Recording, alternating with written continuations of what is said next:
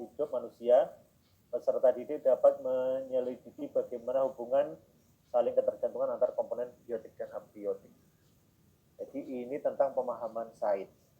Oke, sekarang kita fokus di yang warna biru Bapak Ibu. Nah, untuk bisa mengembangkan CP, maka tips saya yang pertama adalah Bapak Ibu lihat dulu kira-kira capaian materinya itu apa saja. Capaian materinya itu apa saja. Misalkan kalau peserta didik mengidentifikasi sistem organ makhluk hidup, adaptasi serta lingkungannya dan instruksi yang ada di sekitarnya. Kira-kira Bapak Ibu, atau yang ini yang lebih enak saja Bapak Ibu. Peserta didik dapat melakukan simulasi dengan menggunakan gambar bagan alat media sederhana tentang sistem organ tubuh manusia, sistem pernafasan, pencernaan, peredaran darah yang dijaga dengan menjaga kesehatan tubuh. Oke, kita fokus yang ini saja Bapak Ibu. Kira-kira kalau saya mau menjelaskan ini, mencapai ini, kira-kira materinya bisa dipecah apa saja Bapak Ibu? Silakan. Peserta didik dapat melakukan simulasi menggunakan gambar. Kira-kira ini dipecah materinya menjadi apa saja Bapak Ibu? Silakan. Nanti kita buat tujuan pembelajarannya bersama-sama. Jadi pertama yang harus dilakukan, pisah dulu CP-nya, kemudian kita fokus satu dulu. Kira-kira kalau organ tubuh manusia, ini fokus kita ada berapa Bapak Ibu kira-kira? Bapak Ibu? Organ tubuh manusia, sistem pernafasan, Pak. Jadi mulai dari awal ya, sistem pernafasan. Iya. Terus apalagi Bapak Ibu? Sistem pencernaan. Sistem pencernaan. Oke. Sistem peredaran darah. Oke, terakhir ini sistem peredaran darah. Oke. Setelah kita memisahkan materinya, Bapak Ibu, selanjutnya adalah kita jabarkan menjadi beberapa. Maksudnya jabarkan menjadi beberapa itu ini maksudnya. Untuk bisa mengajarkan sistem peredaran darah, Bapak Ibu perlu menjelaskan apa saja di sana. Mulai mengenalkan apa dulu Bapak Ibu?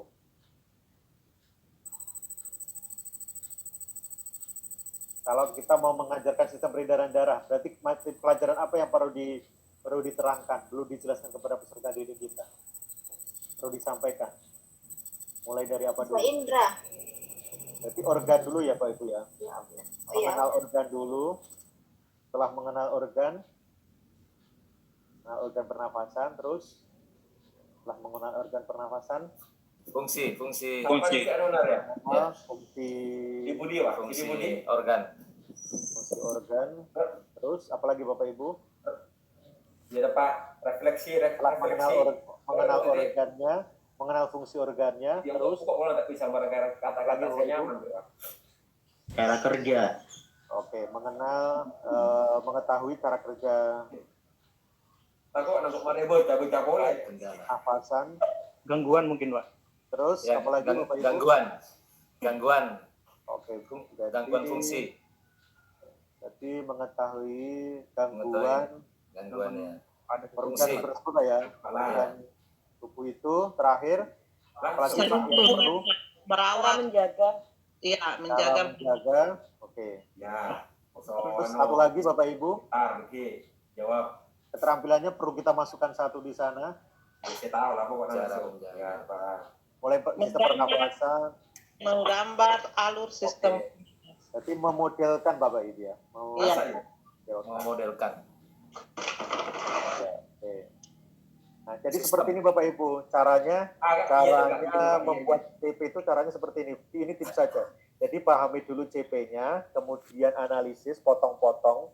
Setelah dipotong, ini dianalisis capaian materinya itu apa saja. Ketika Bapak Ibu sudah mengetahui capaian materinya, berarti Bapak Ibu tinggal membuat tujuan pembelajarannya. Nah, contohnya, misalnya mengenal organ, berarti kira-kira mengenal organ itu pakai C1 atau C2, Pak? Mengenal Jadi C1. mengenal organ itu berarti peserta didik. Gimana Bapak Ibu? Ikan materi namanya. Caranya ini ya kan Heruna.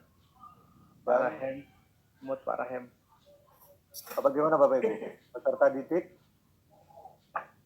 Mampu mengenal bagian-bagian mengenal bagian-bagian organ organ pernafasan. pernafasan. Ya. Oke, sekarang kita lihat dulu Bapak Ibu, apakah tujuan ini sudah ada konten, variasi, sama kompetensinya. Kalau kita lihat Bapak Ibu, mengenal ini adalah apa Bapak Ibu? Kompetensi. Ini kompetensinya. Ya. Saya rubah yang lebih jelas. Mengenalnya adalah kompetensi, terus kemudian kontennya. Organ pernapasan. Kontennya bagian-bagian organ pernafasan. Oke, berarti bagian-bagian organ pernafasan ini adalah kontennya. Nah, sekarang Bapak Ibu kita fokus di variasi. Apakah variasi di sana sudah muncul Bapak Ibu? Peserta didik dapat mengenal bagian-bagian organ pernafasan. Belum. Berarti kita ditambah satu karta kerja operasional boleh, ditambah apa ya? Cara untuk mencapai ya itu. Misalnya peserta didik dapat menyebutkan dan menunjukkan bagian-bagian organ pernafasan, dan menunjukkan melalui apa Bapak Ibu ini? Melalui media video, melalui gambar atau video. Nah, sebenarnya Bapak Ibu, ini variasinya ada dua.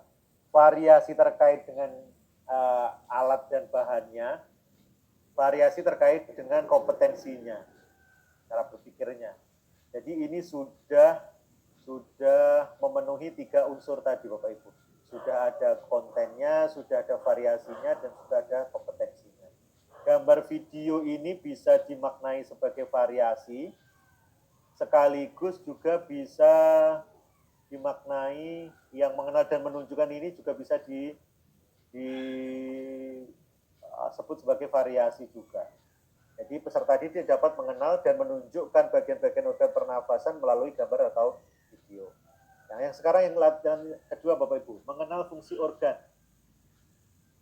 Atau langsung yang taksonominya agak tinggi berarti memodelkan sistem kerja. Jadi ini kaitannya dengan keterampilan Bapak Ibu. Keterampilan itu bisa P1, P2, P3, P4, P5. P1 itu masih meniru, P2 memanipulasi, P3 itu presisi, P4 itu artikulasi, dan P5 itu naturalisasi. Naturalisasi terus bisa mendesain, bisa menentukan, bisa mengelola, bisa menciptakan. Kita fokus yang ke ini Bapak Ibu, modelkan sistem kerja. Berarti peserta didik dapat apa Bapak Ibu? Katanya memodelkan sistem kerja. Dapat memodelkan, membuat Bapak Ibu, membuat model. Peserta didik dapat membuat model atau gambar atau apa boleh. Model sistem perencanaan. Bapak Ibu, silakan dilanjutkan Bapak Ibu. Peserta didik dapat membuat model sistem pernafasan, sistem pernafasan dengan cara apa Bapak Ibu? Dengan menggunakan alat dan bahan-bahan di sekitar mungkin Pak. Dengan memanfaatkan bahan dan alat bahan di sekitar. Jadi bahan di sekitar itu bisa menggunakan kertas bekas kalau dia mau membuat ini atau membuat apa. Sekarang kita analisis Bapak Ibu. Membuat ini kompetensinya, kemudian sistem model sistem pernafasan ini sebagai kontennya, terus dengan memanfaatkan bahan di sekitar. Memanfaatkan bahan di sekitar itu bisa variasinya. Jadi dia bisa pakai bahan-bahan yang bisa ditemukan di sekitar. Mungkin dia mau membuat gambar, mungkin dia mau memanfaatkan kardus bekasnya, mungkin dia bisa memakai kardus dengan kertas lipat, mungkin dia bisa menggunakan, kalau dia mau dia sebenarnya bisa buat Bapak Ibu pakai kolase. Kalau kita itu biasanya pakai kolase itu Pak, kertas lipat yang di dalamnya itu ketika bagian itu dibuka ada keterangan. Jadi seperti itu. Atau gini Bapak, peserta ini dapat membuat model sistem pernafasan sesuai kreativitas masing-masing. Itu juga bisa. Jadi seperti itu ya Bapak Ibu, itu cara mengembangkan alur tujuan pembelajaran. Ya. Jadi kalau mau membuatkan alur tujuan pembelajaran harus Bapak Ibu lakukan menganalisis dulu CP-nya, kemudian Bapak Ibu tentukan capaian materinya sampai sejauh mana yang mau dipelajari anak itu mereka perlu pelajari apa saja, kemudian Bapak Ibu mengembangkan menjadi tujuan pembelajaran yang utuh. Seperti itu. Baik Bapak Ibu, apakah ada pertanyaan terkait dengan capaian pembelajaran? Silahkan.